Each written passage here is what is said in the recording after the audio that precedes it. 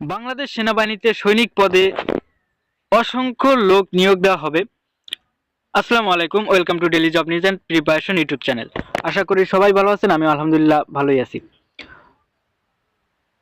হাজারো যুবকের একটি স্বপ্ন বাংলাদেশ সেনাবাহিনীতে যোগ দেওয়া, দেশের সেবা করা এবং পরিবারের মুখে হাসি ফোটানো।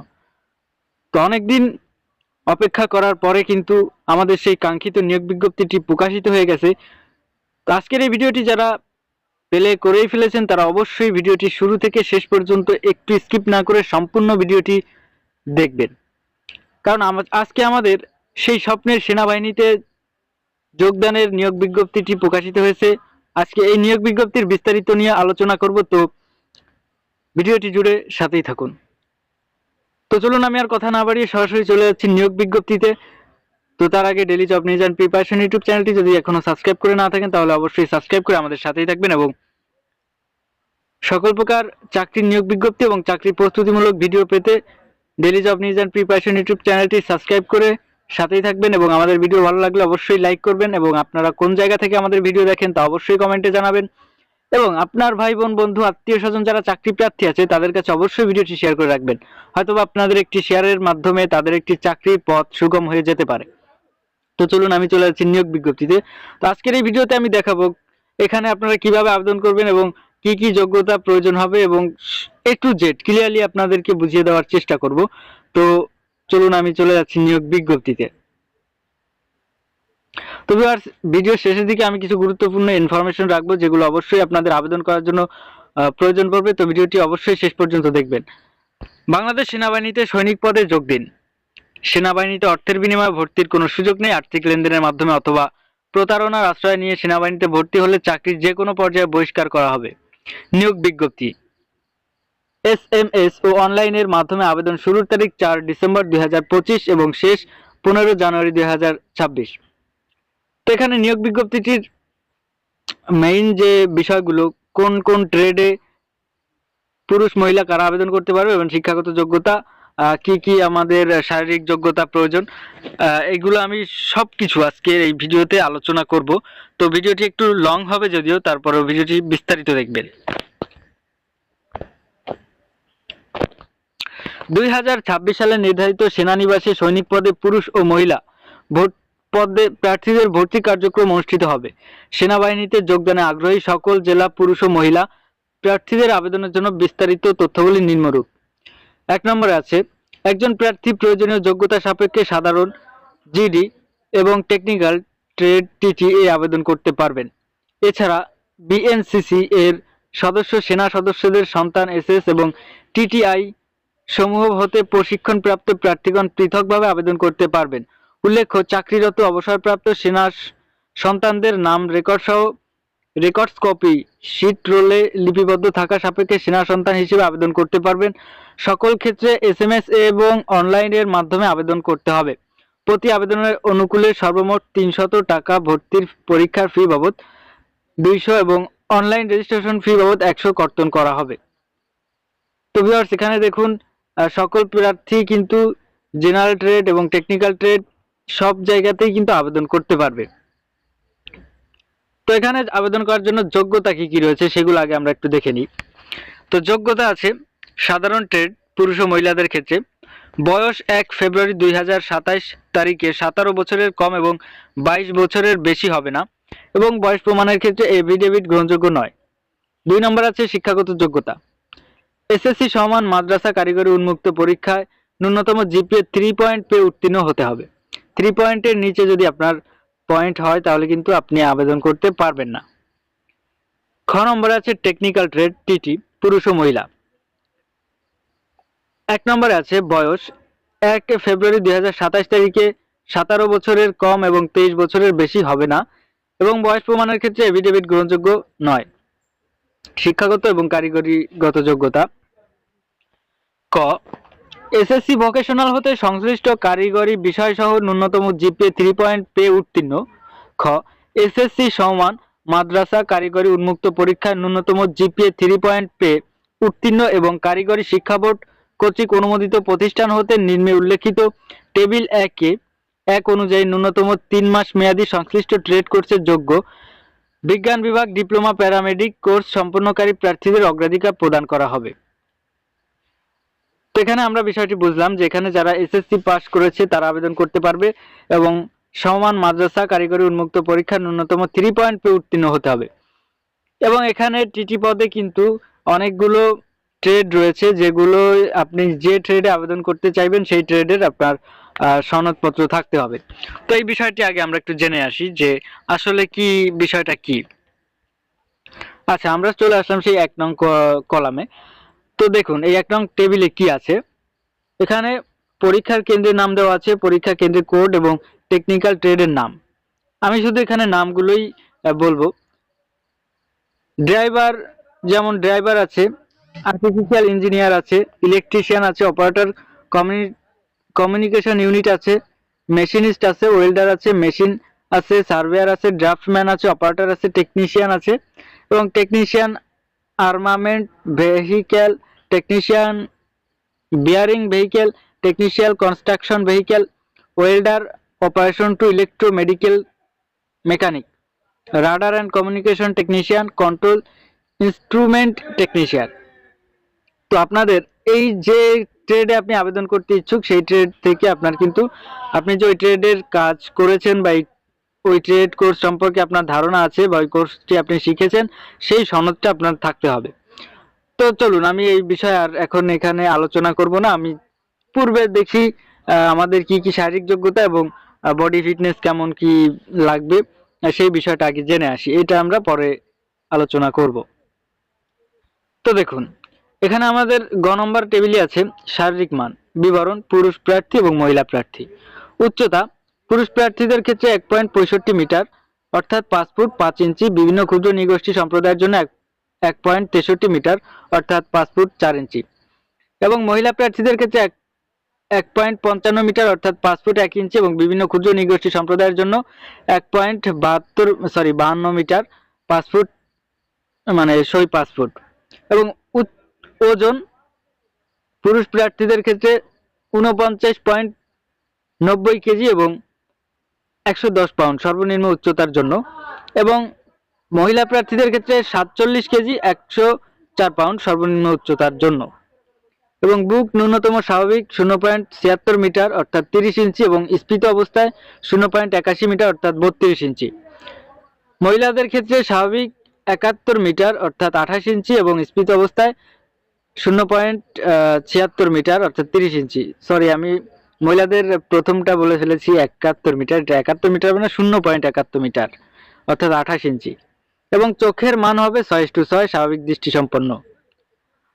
ঘ নম্বর আছে স্বাস্থ্য পরীক্ষা। স্বাস্থ্য পরীক্ষার যোগ্য এইচ বিএজি এবং ডোপ টেস্ট। তারপরে উম নম্বর আছে সাঁতার। সাঁতার জানা আবশ্যক, ন্যূনতম 35 মিটার এবং চ নম্বরে আছে বৈবাহিক অবস্থা। অবশ্যই এখানে আবেদন করতে হলে অবিবাহিত হতে হবে। বিবাহিত, বিপত্নিক, ডিভোর্সি এই সংক্রান্ত কোনো প্রকার ভুল বা মিথ্যা তথ্য প্রদান করা হলে আইনানুগ ব্যবস্থা গ্রহণ করা হবে। 6 নম্বরে আছে জাতীয়তা। জাতীয়তা অবশ্যই বাংলাদেশী নাগরিক হতে হবে। তো এখানে আবেদন করতে তো অনেক সনদপত্র লাগবে এবং এখানে ভর্তি পরীক্ষার সময় কি কি কাগজপত্র দিয়ে আমাদের সঙ্গে করে নিয়ে যেতে হবে সেই বিষয়টি তারা কি কি বলেছে দেখুন। ক নম্বরে আছে শিক্ষাগত যোগ্যতার মূল সনদপত্র মার্কশিট ফটোকপি হলে সত্যায়িত হতে হবে, তবে পরবর্তীতে মূল সনদপত্র উপস্থাপন করতে হবে। খ নম্বর সংশ্লিষ্ট শিক্ষা প্রতিষ্ঠানের প্রধান কর্তৃক দেয়া স্থায়ী ঠিকানা ও জন্ম তারিখ সম্বলিত মূল প্রশংসাপত্র এবং এসএসসি পরীক্ষায় প্রবেশপত্র। গ নম্বরে আছে টেকনিক্যাল ট্রেড প্রার্থীদের ক্ষেত্রে সংশ্লিষ্ট টেকনিক্যাল ট্রেড কোর্সের যোগ্যতা অর্জনের সপক্ষে সনদপত্রের মূল কপি, ড্রাইভার ট্রেডের ক্ষেত্রে লাইসেন্স থাকলে 1 কপি সহ। ঘ নম্বরে আছে অভিভাবকের সম্মতিসূচক সনদপত্র যা সংশ্লিষ্ট চেয়ারম্যান কর্তৃক সত্যায়িত হতে হবে। উম নম্বরে আছে সংশ্লিষ্ট চেয়ারম্যান কর্তৃক দেওয়া জন্মসূত্রের নাগরিকত্ব ও চারিত্রিক সনদপত্রের মূল কপি। চ নম্বর নিজ জন্ম নিবন্ধন সনদপত্র এবং জাতীয় পরিচয়পত্রের সত্যায়িত ফটোকপি যদি থাকে। 6 নম্বর পিতা ও মাতা এর জাতীয় পরিচয়পত্র স্মার্ট কার্ডের সত্যায়িত ফটোকপি। বর্গজ নম্বর সদ্য তোলা পাসপোর্ট সাইজের 5 সেন্টিমিটার × 4 সেন্টিমিটার 6 কপি এবং স্ট্যাম্প সাইজের 2.5 সেন্টিমিটার গুণ 2 সেন্টিমিটার, 2 কপি সত্যায়িত ছবি। ছবির পটভূমি নীল আকাশি রঙের, পরিধেয় পোশাক হালকা রং এর হতে হবে। ঝ নম্বর, সাঁতার পরীক্ষা দেওয়ার জন্য প্রয়োজনীয় পোশাক সাঁতারের নির্ধারিত দিনে। এ নম্বরে লিখিত পরীক্ষার জন্য কলম, জ্যামিতি বক্স, পেন্সিল, স্কেল, ক্লিপবোর্ড ইত্যাদি। ট, বিভিন্ন ক্ষুদ্র নৃগোষ্ঠী ও সম্প্রদায়ের ক্ষেত্রে প্রমাণস্বরূপ নৃগোষ্ঠী অথবা সম্প্রদায় প্রধান, রাজা, ইউপি চেয়ারম্যান, সিটি কর্পোরেশনের সনদপত্র অবশ্যই সঙ্গে নিয়ে যেতে হবে। তো এখানে নির্বাচন পদ্ধতিটা কেমন হবে সেটা একটু আমি আপনাদেরকে ক্লিয়ার করে নিই। স্বাস্থ্য পরীক্ষা, শারীরিক পরীক্ষা, দৌড়, পুশ আপ, সিট আপ, বিম, মহিলা প্রার্থীদের জন্য বিম প্রযোজ্য নয়, এ অংশগ্রহণ করতে হবে। লিখিত পরীক্ষা বাংলা, ইংরেজি, গণিত, সাধারণ জ্ঞান ও বুদ্ধিমত্তা ও সাক্ষাৎকারের মাধ্যমে যোগ্য প্রার্থী নির্বাচন করা হবে। টেকনিক্যাল ট্রেডে প্রার্থীদের সংশ্লিষ্ট ট্রেড বিষয়ক ব্যবহারিক পরীক্ষা অংশগ্রহণ করতে হবে। 5 নম্বর, নিম্নবর্ণিত ব্যক্তিগণ আবেদন করার জন্য উপযুক্ত বলে বিবেচিত হবে। সশস্ত্র বাহিনী এবং সরকারি চাকরি হতে নিম্নবর্ণিত ব্যক্তিগণ আবেদন করার জন্য উপযুক্ত বলে বিবেচিত হবে না। সশস্ত্র বাহিনী এবং সরকারি চাকরি হতে বরখাস্তকৃত, ফৌজদারি মামলায় দণ্ড, সাজাপ্রাপ্ত, সামরিক প্রশিক্ষণ প্রতিষ্ঠান হতে বরখাস্তকৃত বা স্বেচ্ছায় অব্যাহতিপ্রাপ্ত এবং দ্বৈত নাগরিকত্ব যাদের আছে তারা কিন্তু এখানে আবেদন করতে পারবে না। 6 নম্বর আছে প্রশিক্ষণ। সেনা সদরের সিদ্ধান্ত অনুযায়ী 36 সপ্তাহ মেয়াদী মৌলিক সামরিক প্রশিক্ষণ গ্রহণ করতে হবে। 7 নম্বরে আছে technical trade. Technical trade TT এর আবেদনের জন্য পরীক্ষা সেন্টার সমূহের অবস্থান, পরীক্ষা সেন্টার কোড এবং টেকনিক্যাল ট্রেডের বিবরণ নিম্নরূপ। তো ভিউয়ার্স, এখানে এখন আমরা একটু দেখে নিই কারা কারা এখানে বা কোন জেলার কতজন মানুষ এখানে আবেদন কোন জেলার কতজন লোক নিয়োগ দেওয়া হবে। তো এই বিষয়টি আমি আপনাদেরকে একটু ক্লিয়ার করে নিই।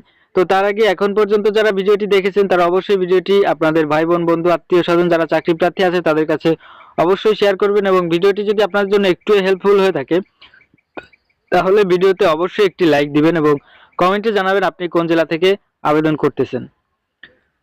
তো দেখুন, ভাড়া বাসা বর্তমান অস্থায়ী ঠিকানাকে স্থায়ী ঠিকানা হিসেবে গণ্য করা হবে না। নিজস্ব পৈতৃক স্থায়ী ঠিকানা ও নিম্নবর্ণিত জেলা কোড ব্যবহার করে আবেদন করুন। তো এখানে একটি বিষয় উল্লেখ্য যে আপনার আপনার জন্মস্থান যে জেলায় সেই জেলায় আপনি কিন্তু আবেদন করবেন। আপনার স্থায়ী ঠিকানা যেটা সেই ঠিকানাতেই আবেদন করতে হবে। তো দেখুন এখানে কোন জেলা থেকে কতজন লোক নেওয়া হবে সেই বিষয়টি একটু দেখুন। তো আমি এখানে একটু জুম করে নিই, না হলে বুঝতে পারবেন না আপনারা। তো জেলা কোড এবং জেলার কোন জেলায় কতজন লোক নিয়োগ দেওয়া হবে।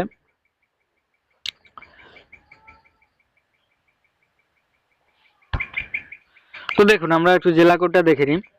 পঞ্চগড় আছে 1, জেলা কোড 1, ঠাকুরগাঁও 2, দিনাজপুর 3, নীলফামারী 4, লালমনিরহাট 5, রংপুর 6, কুড়িগ্রাম 7, গাইবান্ধা 8, জয়পুরহাট 9, বগুড়া 10, নওগাঁ 11, সিরাজগঞ্জ 15, নাটোর 12, নবাবগঞ্জ 13, রাজশাহী 14, পাবনা 16, কুষ্টিয়া 17, মেহেরপুর 18, চুয়াডাঙ্গা 19, ঝিনাইদহ 20, মাগুরা 21, গোপালগঞ্জ 47, মাদারীপুর 48, শরীয়তপুর 49, যশোর 23, নড়াইল 22, সাতক্ষীরা 24, খুলনা 25, বাগেরহাট 26, পিরোজপুর 27, ঝালকাঠি 28, বরিশাল 29, ভোলা 30, পটুয়াখালী 31, বরগুনা 32, নেত্রকোনা 33, ময়মনসিংহ 34, শেরপুর 35, জামালপুর 36, টাঙ্গাইল 37, কিশোরগঞ্জ 38, মানিকগঞ্জ 39, ঢাকা 40, গাজীপুর 41, নরসিংদী 42, নারায়ণগঞ্জ 43, মুন্সিগঞ্জ 44, ফরিদপুর 45, রাজবাড়ী 46, সুনামগঞ্জ 50, সিলেট 51, মৌলভীবাজার 52, হবিগঞ্জ 53, ব্রাহ্মণবাড়িয়া 54, কুমিল্লা 55, চাঁদপুর 56, লক্ষ্মীপুর 57, নোয়াখালী 58, ফেনী 59, চট্টগ্রাম 60, কক্সবাজার 61, খাগড়াছড়ি 62, রাঙামাটি 63 এবং বান্দরবান 64। বিশেষ দ্রষ্টব্য, সেনাবাহিনীতে স্বচ্ছতা ও যোগ্যতার ভিত্তিতে নিয়োগ প্রদান করা হয়। যে কোনো সুপারিশ প্রার্থীর অযোগ্যতা বলে বিবেচিত হবে। স্থায়ী স্বাস্থ্য সমস্যার জন্য একাধিকবার অযোগ্য বিবেচিত প্রার্থীগণকে আবেদন না করার জন্য অনুরোধ করা হলো। পরিচালক, পার্সোনেল অ্যাডমিনিস্ট্রেশন পরিদপ্তর, অ্যাডজুটেন্ট জেনারেল শাখা, সেনাবাহিনী সদর দপ্তর, ঢাকা সেনানিবাস। তো ভিউয়ার্স, আজকের ভিডিওটি এই পর্যন্ত, কারণ আমার ভিডিও অনেক লং হয়ে গেছে। তো আহ, আপনাদেরও আর ভালো লাগবে না বেশিক্ষণ কথা শুনতে। তো আমি এই বিষয়ে পরবর্তীতে আরেকটি ভিডিও দিব এবং পূর্ণাঙ্গ আপনাদের কিভাবে এখানে আবেদন করবেন, কিভাবে আবেদন করবেন সেই বিষয়টি তো আজকেই কিছু ধারণা পেয়েছেন। তো এখানে আপনাদের সেনাবাহিনীর মাঠে কি কি কাজ করানো হয় এবং কি কি শারীরিক যোগ্যতা দেখা হয় এবং কিভাবে এখানে ভালো করে আহ, চাকরিটা পাওয়া যায় আসলে সেই বিষয়ে আলোচনা করব। তো তার জন্য পরবর্তী ভিডিও পেতে অবশ্যই সাবস্ক্রাইব করে সাথেই থাকবেন এবং ভিডিওটি ভালো লাগলে অবশ্যই একটি লাইক দিবেন এবং আপনারা কোন জেলা থেকে, আপনাদের জেলা কোড কত হয়েছে সেটি অবশ্যই কমেন্টে জানাবেন এবং আপনার ভাই বোন বন্ধু আত্মীয় স্বজন যারা চাকরি প্রার্থী আছে তাদের কাছে ভিডিওটি অবশ্যই শেয়ার করে দিবেন। তো ভিউয়ার্স, আজকে এখানেই বিদায় নিচ্ছি। সবার জন্য শুভকামনা রইল এবং সবাই দ্রুত আবেদন প্রক্রিয়া শুরু করে ফেলবেন 4 তারিখের পর থেকেই। তো দেখা হচ্ছে নতুন কোনো ভিডিওতে, সেই পর্যন্ত সবাই ভালো থাকুন, সুস্থ থাকুন। সবার জন্য শুভকামনা। আজকে এখানে বিদায় নিচ্ছি। আল্লাহ হাফেজ, আসসালামু আলাইকুম।